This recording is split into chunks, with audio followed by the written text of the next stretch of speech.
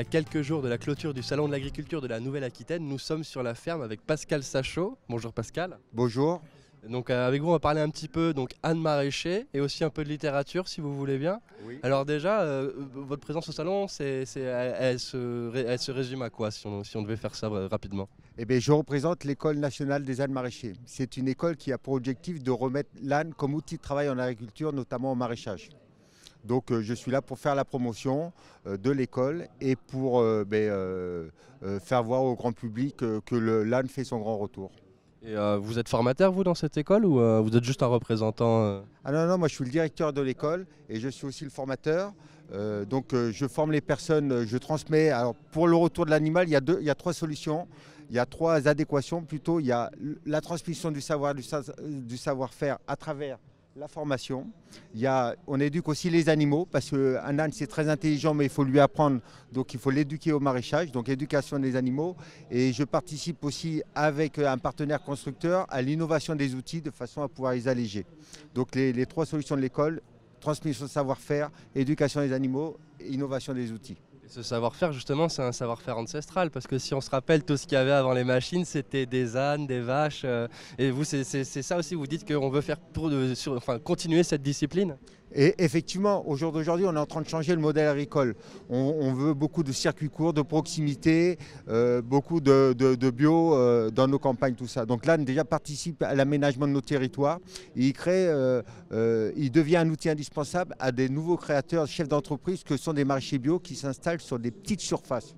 Et une petite surface, c'est-à-dire 1 hectare, 2 hectares maximum, on n'a pas besoin d'avoir un gros tracteur et ainsi de suite. Et l'âne peut tout à fait remplacer le motorisé pour beaucoup de travaux là-dessus.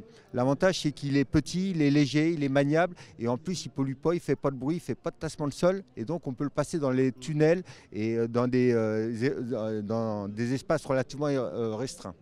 Et quand vous dites âne maraîcher, mais ça peut aussi s'étendre à d'autres modes de culture que le maraîchage, comme par exemple la vigne. Ça se fait pas mal aussi, l'utilisation soit d'équidés, soit d'âne dans la vigne, non? La vigne, c'est essentiellement le cheval parce qu'on a besoin d'avoir une force de traction beaucoup plus importante. Pour autant, beaucoup de maraîchers ont des petites vignes de table. Et donc, c'est quelques arts et à ce moment-là, effectivement, il peut rentrer, mais ça reste vraiment sur de la toute petite surface, quoi. Et on va parler un petit peu de votre livre, si vous le voulez, enfin du livre où vous avez participé à l'écriture, si vous le voulez bien. Donc, c'est tout ce que vous venez de me dire, c'est compris un peu dans ce livre ou c'est quelque chose de complètement différent? Non, non, on a écrit un livre parce qu'il y a un réel besoin de bibliographie sur l'âne en général, quoi.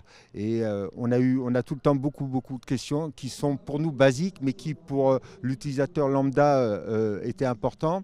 D'où l'idée de créer un livre. Alors ce livre, il correspond à ce qu'on forme à l'école, c'est-à-dire la vie de l'âne, qu'est-ce qu'un âne, ses caractéristiques, l'alimentation, les soins quotidiens, mais aussi le travail et différentes utilisations qu'on peut faire au quotidien.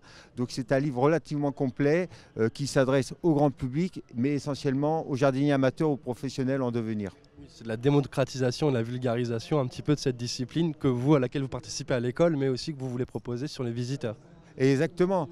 Il faut arrêter de penser que l'âne, c'est un animal de compagnie et une tondeuse à gazon. C'est aussi un outil de travail qu'on peut utiliser en randonnée, qu'on peut utiliser en attelage, qu'on peut utiliser au maraîchage, en débardage, ainsi de suite. Et de ce fait, il a fallu apprendre aux gens à l'utiliser là-dessus. Et donc, le meilleur moyen de vulgariser ça, c'est d'écrire un livre. Donc effectivement, je suis co-auteur où j'ai travaillé avec Clémentine Bonin qui est ingénieur agronome qui travaille pour France-Anne et Mulet, Philippe Rocher qui est photographe, mais aussi relecture par beaucoup de nos professionnels de façon à compléter les compétences des uns et des autres, quoi. Donc la Bible de l'âne maraîcher, si je comprends bien, c'est ça en quelque sorte. Ah bah, tout à fait, parce qu'il n'y a pas de bibliographie en France et là, ça répond à toutes les questions basiques ou professionnelles qu'on pourrait avoir. Il est relativement complet.